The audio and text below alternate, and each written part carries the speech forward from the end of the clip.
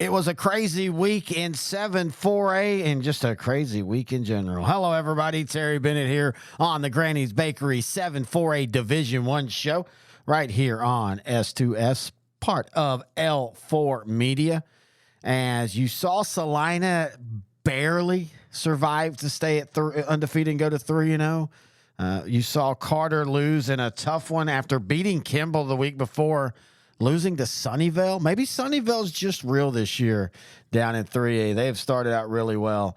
You saw Wilmer Hutchins stay at undefeated by winning, and we're going to be talking about all those today. But before we do that, we want to thank our sponsor, and that's Granny's Bakery, located at 401 West Buchanan Street in Salina. You can give them a call at 469-352-8806. You can find them online at grannysweeties.com, and you can email them at grandsweetllc@gmail.com. And I tell you what, just go to their Facebook page. Just type in Granny's Bakery. You'll find it. It's got a cool logo. It says established in 2020. But just look at all the stuff that she posts. They posted yesterday that their fall cupcake trio of pumpkin spice, butter pecan, and cinnamon roll. I mean, my goodness, that sounds good. They also have certain things that I absolutely love. I'm a cookies person, and I just drool looking at Granny's Bakery's Facebook page when they're posting their cookies and their pies. I'm not even a big pie or pumpkin pie or apple pie guy. But they posted a reel the other day, and it just looks absolutely delicious. And I know I've said that a couple times already because I talked a few weeks ago about I think it was the banana Foster cake. I'm not a banana fan. I don't even know what Foster is. But my goodness, when you looked at it online, it looked absolutely delicious. And they don't just do cooking. Granny's Bakery is also going to teach. And that's the thing I love is she does these classes because she got her cooking skills from her grandmother, hence the name, and she wants to pass it on. And I think that's absolutely awesome. So check them out again online at grannysweeties.com. Find them in Salina at 401 Buchanan Street, West Buchanan Street. Give them a call, 469-352-8806. And yes, and she wanted me to let everybody know that they're having more classes. I know we already talked about that. But literally as I was recording this, she messaged me and said, hey, could you possibly mention we have some classes coming up? And people go to the website again. That's grannysweeties.com to sign up. Basically, you go to the page, go to the main page, go down all the way to the bottom where it says classes, click on it, and then it tells you what their upcoming classes are. Like here coming up at the end of the month, they're going to have cake decorating with wine. Early October, she's going to have Granny's bread making class. So also, hey, buttercream cookie decorating, no jokes. I mean, right before the holidays, that's a good thing to have. So, again, you can check out all the classes and everything. Just go to grannysweeties.com/classes. But we do appreciate them for being the title sponsor of this 7-4A Division I show. Let's jump into it. Salina. I don't know what to think. Now, I'm going to say this. It's going to be hard to know what to think about Walnut Grove, a team that's already 5A numbers. They're basically playing an outlaw schedule. They'll start UIL official next year with the next realignment. I know Gunner beat them really, really bad to begin the year, but one thing or a couple things that I've heard was that they moved the ball well against Gunner. They just couldn't put it in the end zone when it mattered, and that they might have not had the roster that they have now. I think with them being an outlaw not in a bad way, that's just what you call it, but with them being a program that's trying to get started, they can kind of play guys as they get them. They don't have to sit them out and everything like that. So I think there could be some differences. I also just think you're seeing the growth of a program starting from scratch. In saying all that, the offensive numbers that they put up against Salina, if you're Salina, I think you've got to be a little bit worried with who you've got on the schedule coming up over the next few weeks. But on the night, Walnut Grove had 409 total yards. They had 16 first downs. They ran the ball for 272 yards. They scored 13 in the first, 7 in the second. They were up going into half 20-7. Salina got 14 in the third and brought it close. And then it looked like Walnut Grove was going to pull away in regulation, and Salina scored 2 touchdowns in that fourth quarter and then were able to get the win. Now, offensively for Salina, 395 total yards. A lot of that in the second half. I know they had a a lineman that didn't play in the first half. He played in the second half, and so I think that made a big difference. Good comeback win, though. And this was another game that was delayed for a long time. So, again, we talked about it on sideline to sideline.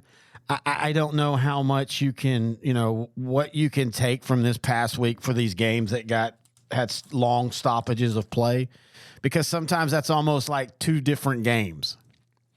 And so, for Salina, you take the win and you're happy with it. But this is what non-district's about. They've got things they've got to work on, and they've got Anna this week. We'll talk about that one here in a little bit. That is another show. Last year's game was awesome. That Anna team, what was it, 28-25? And a lot of people thought, okay, Anna's losing their quarterback. Anna's losing their wide receiver. They're going to have to figure things out. And Grant of Sideline to Sideline, my co-host for 4A, he feels that Anna's already better than they were last year. I'm not inclined to disagree too much. On the year, they beat Decatur, a really good team, 37-30. A Decatur team that had a 2-score advantage over Stephenville last Friday before all the weather, and then Stephenville came back and won 56-55. A Decatur team that's 0-3, but they're probably the best team at 0-3 in the state. And Anna beat them, getting 16 points in that fourth quarter to outlast Decatur 37-30. They beat Aubrey 42-0 2 weeks ago. Now, Aubrey lost everything from a really good squad last year, and they're struggling this year. But still, that's still an impressive win. And then, of course, last week they didn't play. This week they've got Salina. Then they're going to have Walnut Grove here in a couple weeks as well. So that's just kind of an interesting to see where they are and see where Walgrove is at that point. Walnut Grove, at that point. But in this game for Salina, it's going to be about trying to stop an offense that so far has scored at least 37 points in their games. Now, Jacob Emmers was out. I don't know if he'll be back for this game.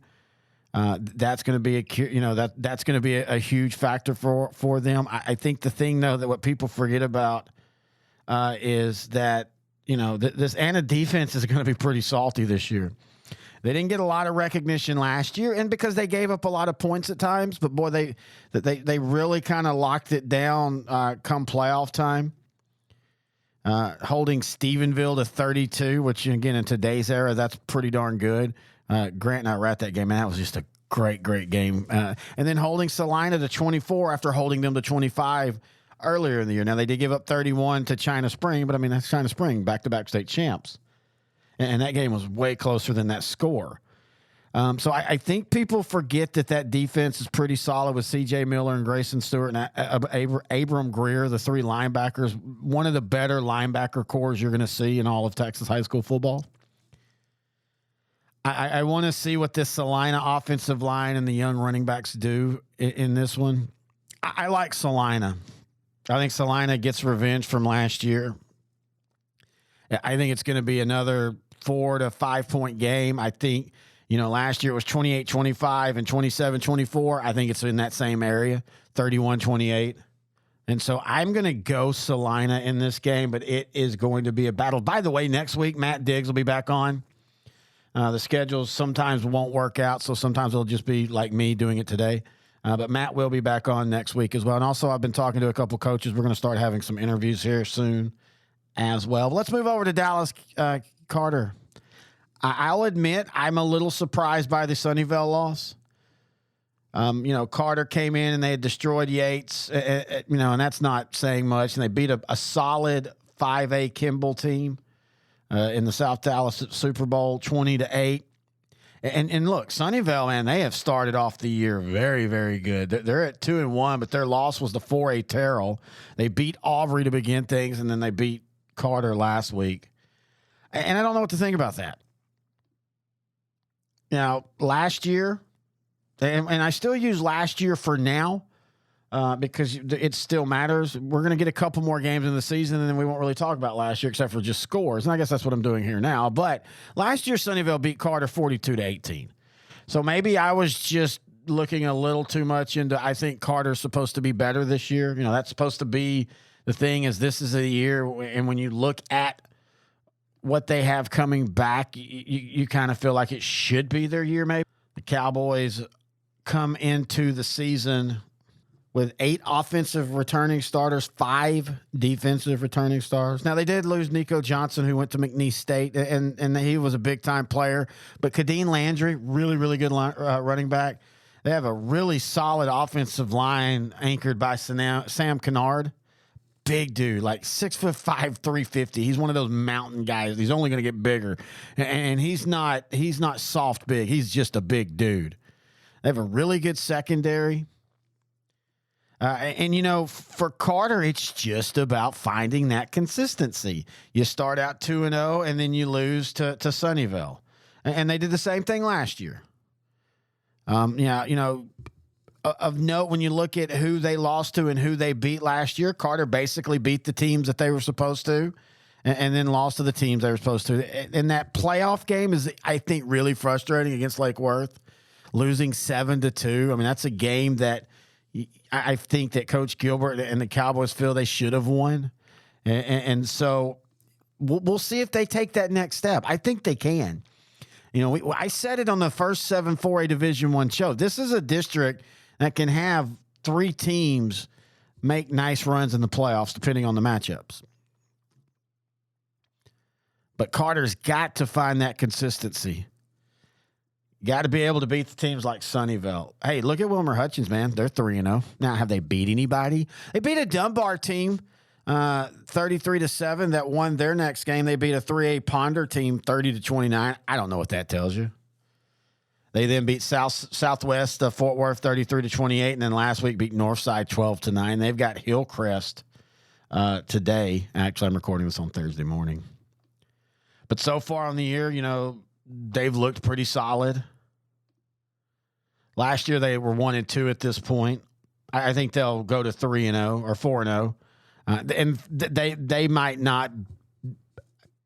Well, I'll say it. I don't think they lose until Panther Creek. And I'm not saying they lose to Panther Creek. I'm just saying I think they'll take care of Hillcrest. They'll take care of Pinkston pretty easy to start district play next week. Yeah, that's right. Big district, man. We start district play next week. But, yeah, so far the Eagles have looked pretty decent, but I just don't think we can tell a lot. I don't think we will be able to tell a lot until that Panther Creek game, who, by the way, they are 2-1. Losing to Emerson last week, 48-31 in a game that got away from them. They'll take on Aubrey this week. Now, I know Dave Campbell's has Panther Creek as the underdog, but I think that they should beat Aubrey, who is just not as good as last year. At least not at this point.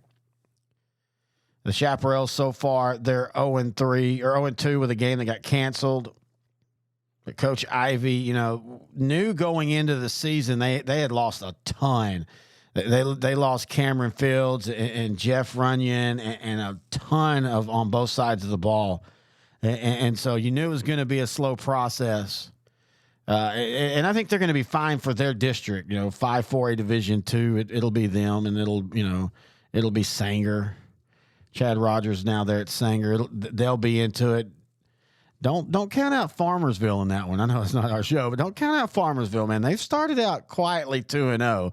Not that they've played anybody of great talent, but for a program that has completely struggled the last 10 years, it's good to see that they're back at 2-0. But, you know, going back to the game at hand, I like Panther Creek against Aubrey. They'll start district on the 21st, next Thursday, on the road at North Dallas. North Dallas is 1-2. They started off the year with a win over Samuel, 41-6. They've lost the last 2 to Seagoville and to Spruce. They've got Venus on the night. Venus, this game will be in Venus. The Fly Traps. No, I'm just kidding. The Bulldogs. They're on the year 2-1. They lost to Palmer 47-26, and then beat South Hills 33-18, and shut out Jefferson last week 47-0. Venus has one of those cool helmets on the year, man. I really like their look. If you know about me, I'm a big helmets guy. That's why if you've ever watched our NFL show, you'll see all the helmets I have. But yeah, so I like Venus in this game. Don't be surprised though if North Dallas keeps it a close game. Carrollton Ranch View, they're 1-2. The Wolves, they lost to a really solid rebuilding Paris North Lamar team in a very competitive game, week 1, 27-12. Brendan Whitaker out at Paris North Lamar, the head coach there. He's starting to turn the Vikes around. And then the Wolves lost in another competitive game against Hillcrest in week 2, 22-19. And then last week, they absolutely dominated Fort Worth Diamond Hill Jarvis 52-0. I don't know what that's going to tell you. This week, they're going to take some lumps as they are hosting Wichita Falls Hershey, a Husky team that maybe is not quite as good as they were last year. I mean, that's easy to say when you lose someone like a Marion Peterson and Jamarian Carroll, two of the most athletic guys that were playing in 4A last year. But they are 1-2. They started off beating Clint 34-0. They lost to Brock 28-14. That wasn't a shock. I mean, even last year's game, Brock really should have won that game. But losing to Springtown 42-14, that's interesting for me for the Huskies. But in this game, I just think Javon Frazier and Jimmy McFalls and that offense is just going to be way too much for a Ranch View team that's they're building. And it feels like, and we talked about this in the very first show, this is this district this last year of what it looks like is very much a have and have-nots, but the have-nots are all trying to become the haves. And so you've got teams like Ranch View who are going to struggle, but Coach Leonard is trying to turn things around on the fly. And then you got a team like Pinkston, 3-0. They beat Wills Point 38-22. They beat Sunset 61-0, and they beat Cedarville 34-28. They've got Cedar Hill TLC if that game plays. With Cedar Hill TLC, you never know. But they've got next week, and we'll talk about next week, they start district playoff against Wilmer Hutchins. Now, we're going to assume that the natural progression of this district is going to be the three at the top in play for district 2-seed and 3-seed are Salina, Carter, and Panther Creek. And not that Panther Creek's a lock, but I think that they're close to it. I think we're starting to see that. But that fourth spot, man, that's up for play, and anybody can grab it. And so for a team like Pinkston and a team like Wilmer Hutchins, that first week literally could be your playoff elimination because you know who you can and cannot beat for the most part.